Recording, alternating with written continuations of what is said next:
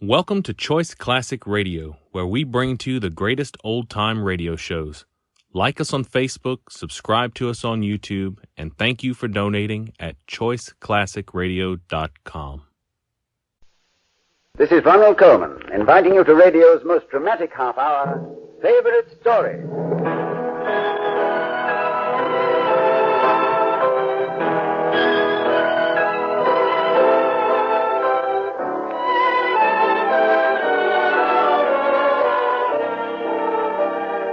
One of the great ladies of motion pictures chose this week's favorite story, Miss Mary Pickford. It is the memorable Lost Horizon by James Hilton. I've made the journey to Shangri-La many times, on the air, on the screen, and on a record album. And once again, I invite you to join with me as Hugh Conway, adventuring to the remote and beautiful valley of the Blue Moon.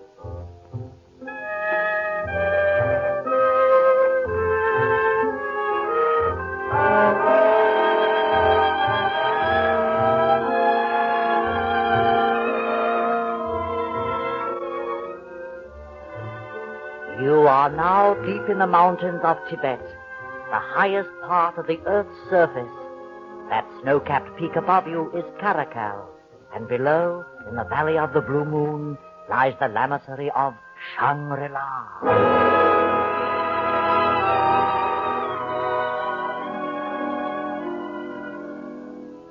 It was a strange and incredible sight.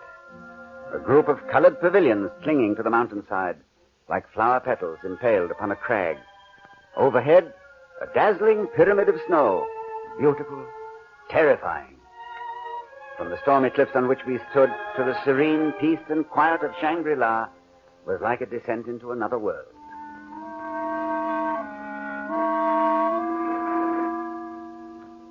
I came to this world across the mountains from India. We had been flying from Baskul to Peshawar on the northwest frontier. I was the British consul in Baskul, and my vice-consul, a young fellow named Mallinson, was making the trip with me. Besides us, there were a few other passengers, and the pilot. Our plane should have landed in Peshawar at about 5:30. We never arrived at our destination. Conway. I say, Conway, are you asleep? Well, what's that? What's the matter, Mallinson? Anything wrong? I'm not sure. I think our pilot's off his course. Off his course? Nonsense. No. Look down there. Nothing but mountains as far as you can see. I don't recognize this part of the world at all. Yes, I should say you were right, Mallinson. The man's lost his way. What's that, Conway? Did you say we were lost? No, it's quite all right, everyone. There's nothing to be upset about, I'm sure. Still, there's nothing like finding out, is there? Look, shall I speak to the pilot, Conway? No, don't bother. I'll do it. You there, pilot. Open the panel. Open up. I want to speak to you. I advise that you ask no questions, please. Oh, certainly. Now, look here, we want to know where we are. I advise that you be seated. I will not be seated. I will Mallinson, I don't know whether you've noticed it, but there's a revolver pointed directly at my chest. Under the circumstances, I think you'd better do as the gentleman suggests.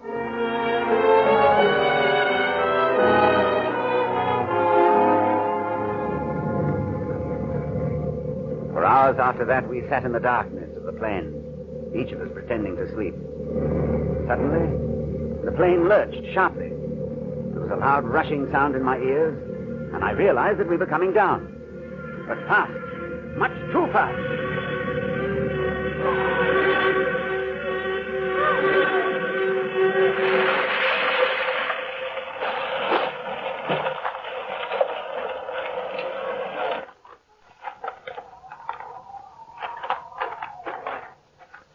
We stumbled from the plane, badly shaken but uninjured. The cold was intense, a solid icy cold that you could touch with your fingertips. I knew we must be somewhere in Tibet, a vast, barren region of wind-swept upland. Conway, come here. There's something the matter with this pilot fellow. I can't get a word out of him. I loosened the strap of his helmet. He's still breathing anyhow. There was little we could do for him. We watched his breathing grow more labored every hour. And as the early rays of the sun caught the summit of the mountain, the man died.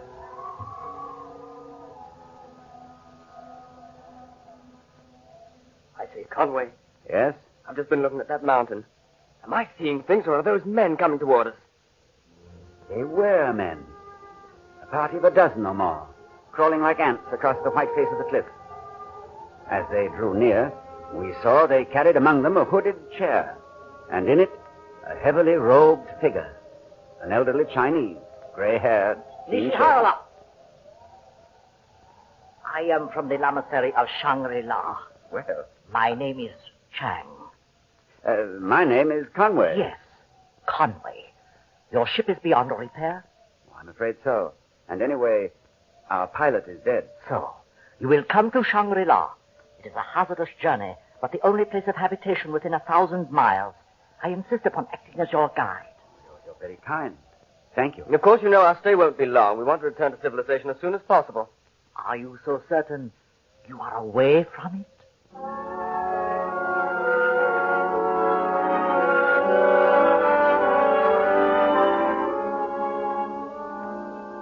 There was a pass at about 20,000 feet, which we managed with the aid of long ropes. When we had struggled breathlessly to the top, I saw above us, shimmering in the rosy twilight, the loveliest mountain on earth.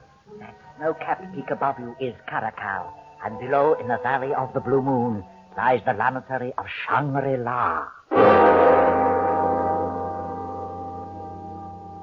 I never exactly remembered how we arrived at the lamasery. The thin air had a dream-like texture, and I was conscious of a strange sensation, half mystical, half visual, of having reached at last some place that was an end, a finality.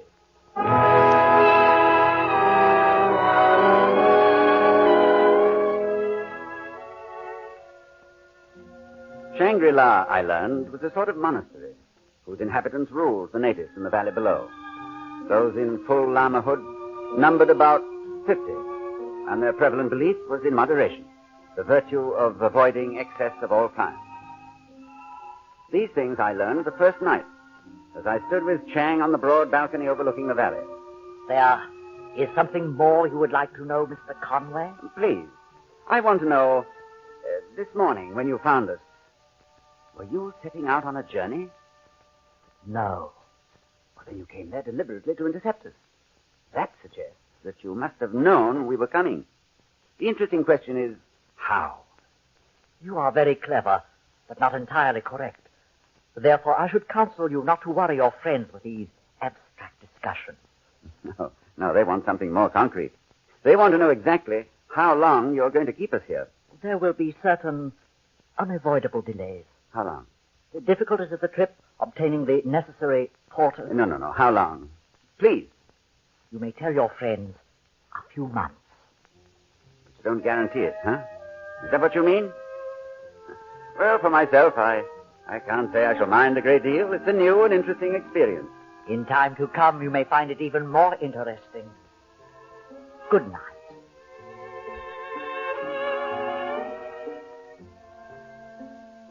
In the days that followed at Shangri-La, I gave myself over to a rich and growing enchantment.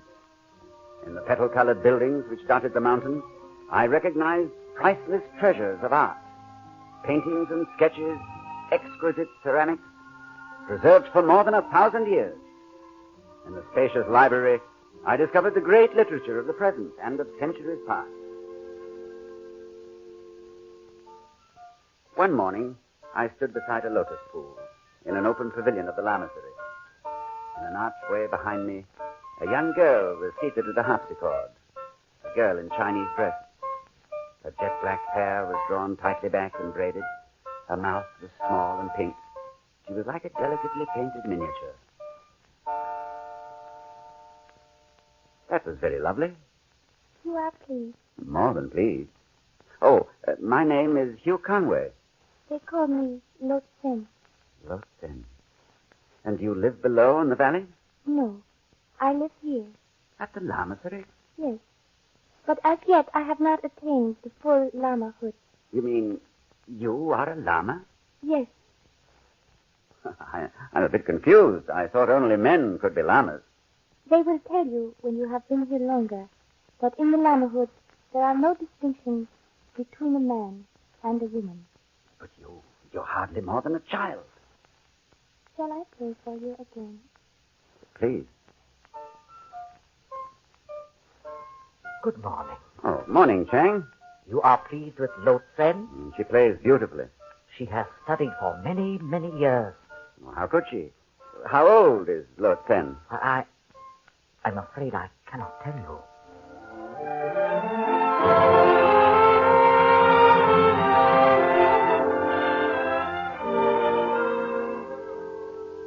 One night, when the moonlight fell on Shangri-La, bathing the pavilion in a sea of blue. I am sorry to disturb you at this hour, but I bring you important news. Yes, Chang? I congratulate you, sir. Tonight you are to be received by the High Lama.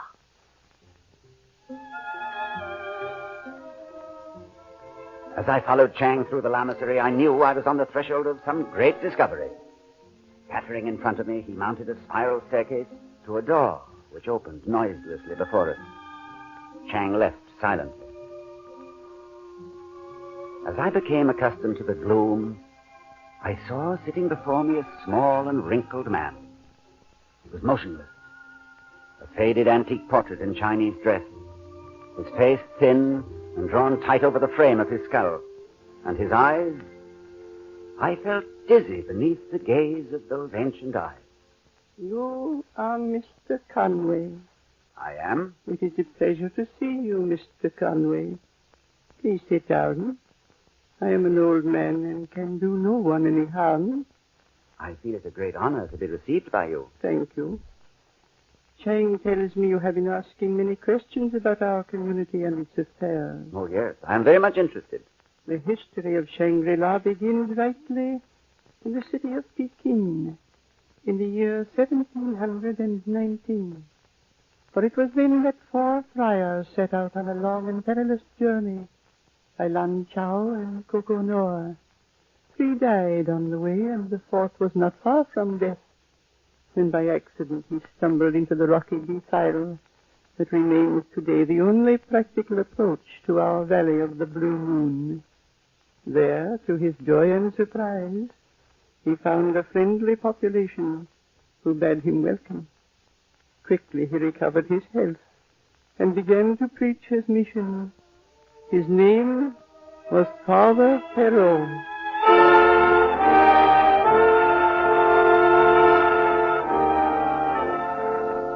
For more than half a century, Father Perrault labored with his hands like any other man, tilling his own garden and learning from the inhabitants as well as teaching them. Then, in the year 1789, news descended to the valley that Father Perrault was dying at last. He gathered his friends and servants round him and bade them all farewell. But the end was not yet. He lay for many weeks without speech or movement, and then he began to recover. He was then 108.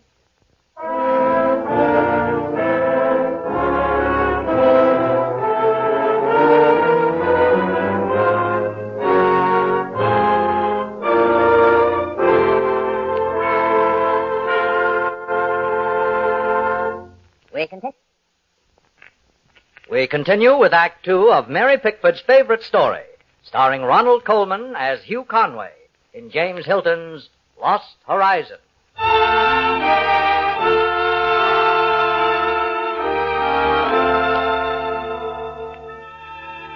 The ancient Lama paused, his eyes closed as if the discourse had tired him. What he had told me was not beyond belief, but as he went on, I was held speechless with wonder. It was 14 years later, he told me, that a wanderer found his way to Father Perrault's monastery, an Austrian named Henschel. A great friendship sprang up between the two, and Henschel stayed on. It was then they had a wild, fantastic dream. Art treasures from Europe and Asia were purchased with the valley's gold and stored at Shangri-La. The library was filled with all the great works of the world. And later it was decided to admit travelers and strangers who had lost their way. In the years that followed, strangers did come. In 1910, Henschel died. In 1910? But you said he came here in 1803. There had been a quarrel about some porters. Henschel had just told one of our guests of the important proviso that governs their reception. And perhaps you are wondering, my dear Conway, what that proviso may be. I think I can already guess. We are to stay here all of our lives. And can you guess anything else? Seems impossible. And yet, impossible as it may be, I know that it's the truth. What is, my son? That you are still alive, Father Perrault.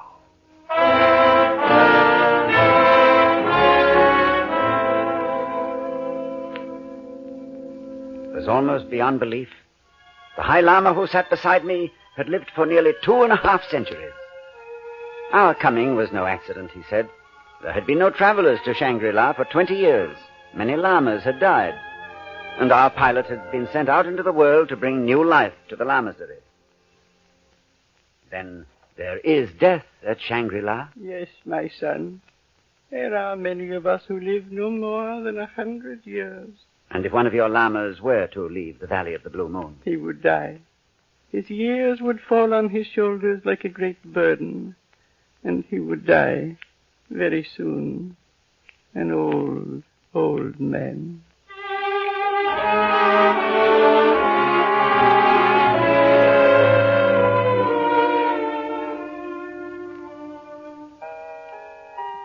Lotsen. You have seen the High Lama? Lotsen, when did you come here?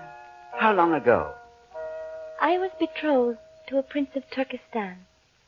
We were traveling to Kashgar to meet him when my carriers lost their way in the mountains. When did this happen? In 1864. I was 18. 18. Then now The you are... missionaries of Shangri-La found us. They brought us here. I never saw the man I was to marry. Then in all these years you have never known the meaning of love. Lotsen, is there no love at Shangri-La? Is there no room for love at Shangri-La, Lotsen? She didn't answer, but I saw a faint flush rising in her ivory cheek. And then I was aware that someone had entered the pavilion and was watching us. It was Mallinson.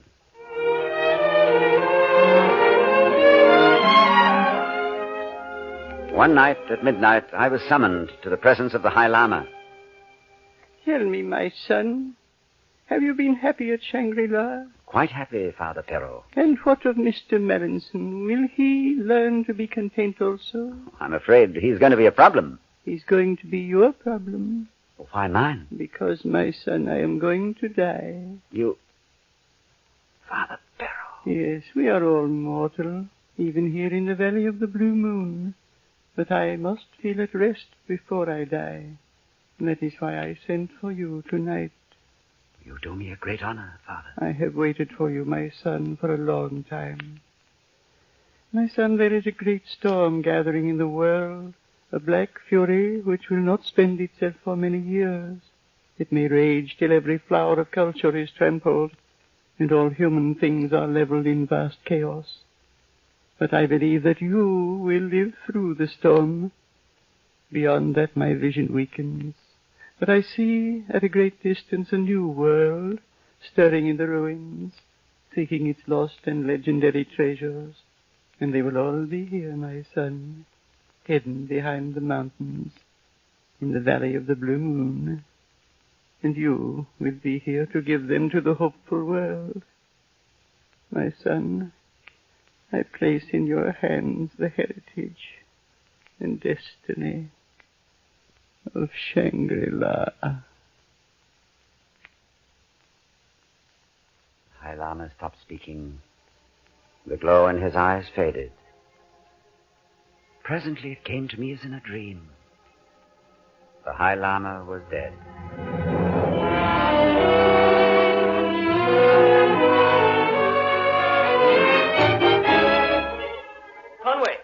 Conway, I've been waiting for you. I say, what's the matter, Conway? Are you ill? Oh, I'm just tired. Well, pull yourself together, man. The porters are waiting for us. Porters? It's all arranged. They're going to take us back to Peshawar. Yeah, but what? I want to take Lotsen out of this dreary place. Hurry, Conway, hurry. But you can't. I'm in love with Lotsen, and she loves me. She's coming with us. Lotsen mustn't go. It's impossible. Why? Why is it impossible? Well, you must take my word for it. Lotsen must never leave here. Conway, the two of us can't manage the cliff. We must have your help. I want to get away from this place, and Lotsen, too. She's young. Doesn't she count? Lotsen is not young. Not young? You're raving, man. It's the truth. Her beauty is a fragile thing that can only live where fragile things are loved. Take her away from this valley and she'll fade away like an echo. Mallinson, listen to me.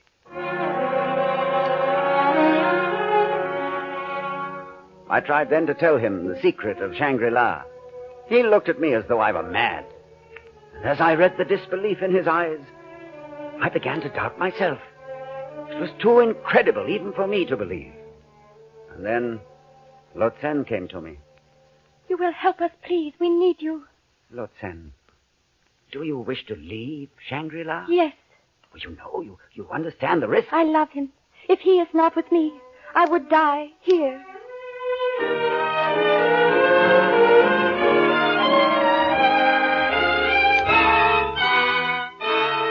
For hours I paced the balcony. I couldn't tell whether I had been mad and was now sane, or had been sane for a time and was now mad again.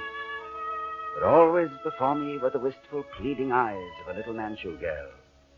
And I knew that whatever was her fate, I must share in it. That morning, with the wind roaring through the jagged cliffs, we made the descent from Shangri-La.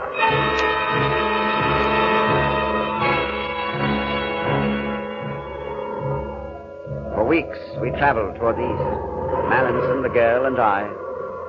And then our porters began to desert. One by one, they disappeared, until there were just the three of us, creeping like snails across a desert wilderness. And then, for a long time, we were only two. Mallinson had died.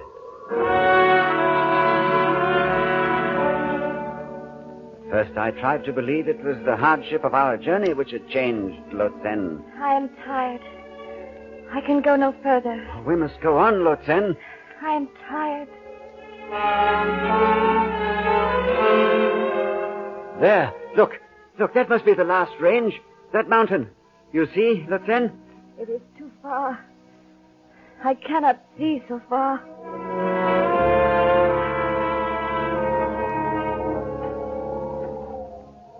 One more step, Lotsen. One more step. One more. One more. No. You must go on alone from here. Her eyes were depthless shadows. Her skin drawn, the color of ancient parchment. Her cheekbones. Lotsen! Lotsen! I am old. I am so old.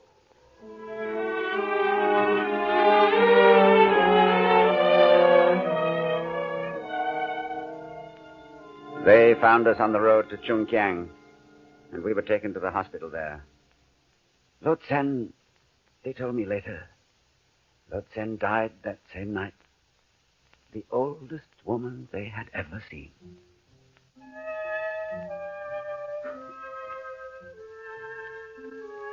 The storm of which Father Perrault warned me still rages. Not yet has the Christian ethic been fulfilled when the meek shall inherit the earth. But Shangri-La has a heritage to cherish and bequeath with such wisdom as men will need when their passions are spent.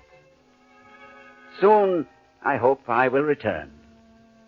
Somewhere beyond Lhasa, on the high roof of the world, I seem to picture a long plateau running north, and far away a mountain rising white against the sky.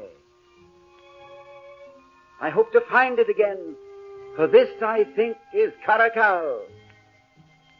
And beyond is Shangri-La, and the Valley of the Blue Moon.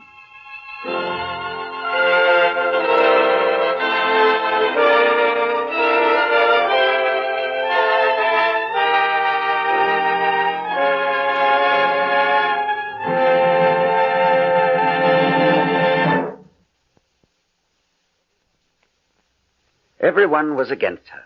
Her family, the British government, and the man she hoped to marry. Yet she overcame these obstacles and 1,000 years of stubborn prejudice besides to become the heroine of modern medicine. Next week, we bring you the dramatic story of the Lady of the Lamp, Florence Nightingale, starring Miss Edna Best in the title role. We hope you'll be listening.